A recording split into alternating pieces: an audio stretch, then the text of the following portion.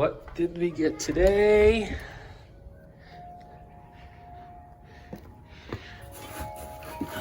Alright, so I got our MotoBilt rear fender inner liners. Alright, let's put that in.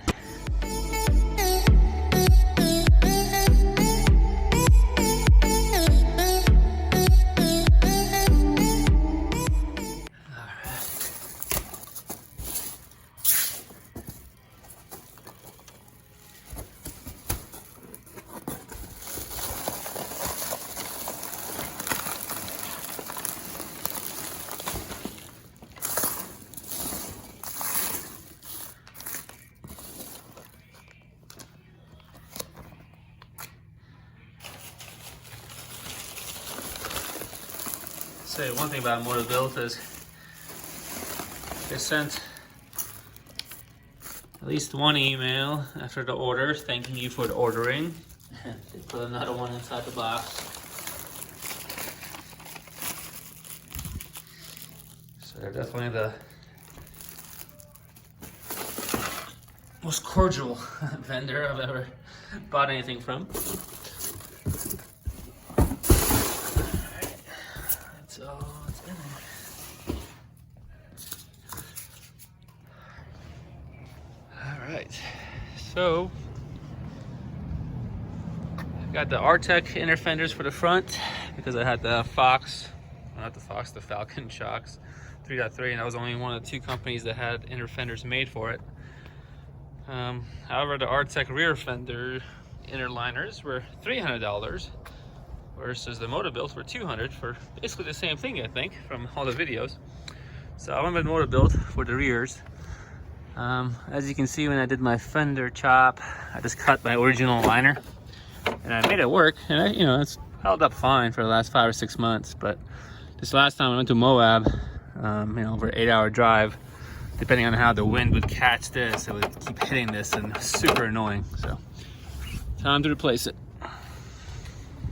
All right, so here's everything that's inside the box. We're gonna go ahead and start assembling them.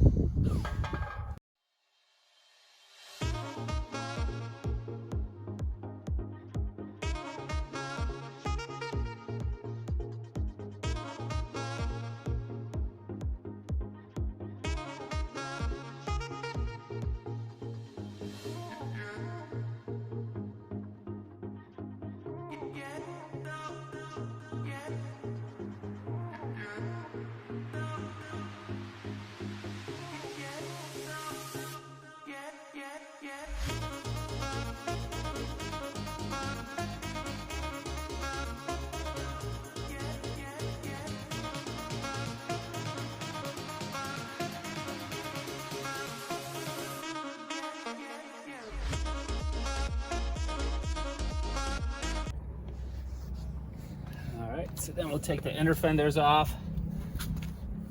So mine's already, because of the fender chop, mine's a little different, and you guys will be a little bit more involved if you have the original fender flares and fenders in place still.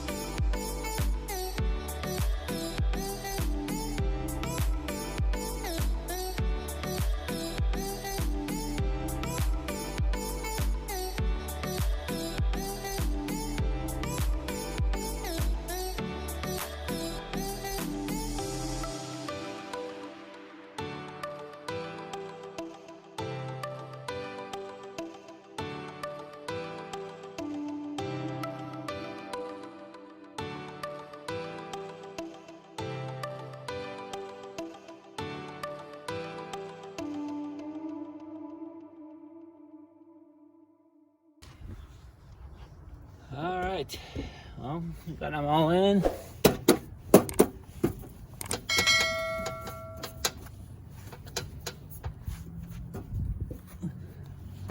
It's a pretty good fit.